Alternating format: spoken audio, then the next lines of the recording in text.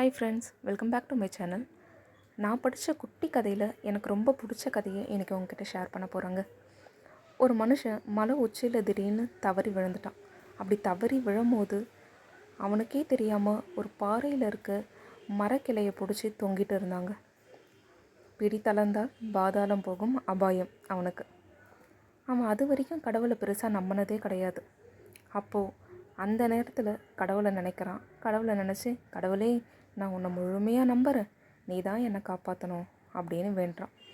அப்போ வேண்டும் போது திடீர்னு வானத்துலேருந்து ஒரு குரல் கேட்குது அவனுக்கு. நீ என்னை நம்ப மாட்டாய் அப்படின்னு அந்த குரல் சொன்னது.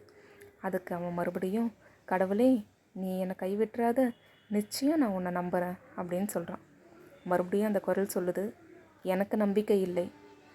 அதுக்கு அவன் சொல்கிறான், கடவுளே, நீ தான் என்னை காப்பாற்றணும், தயவு செய்து என்னை காப்பாற்று அப்படின்னு சொல்கிறான். அதுக்கு அந்த குரல் சொன்னதான், சரி, நான் உன்னை காப்பாற்றுறேன், முதல்ல நீ பிடிச்சிருக்க வேரை விட்டுடு.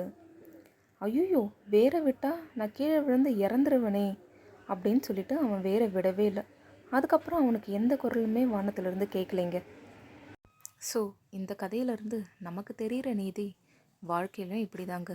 நம்பிக்கைக்கு உரியவங்களை நம்ம நம்பி தான் ஆகணும். யாரையும் நம்பலைன்னா நமக்கு வரும் நல்ல வாய்ப்புகள் கூட சில சமயம் கை நழுவி போகும்.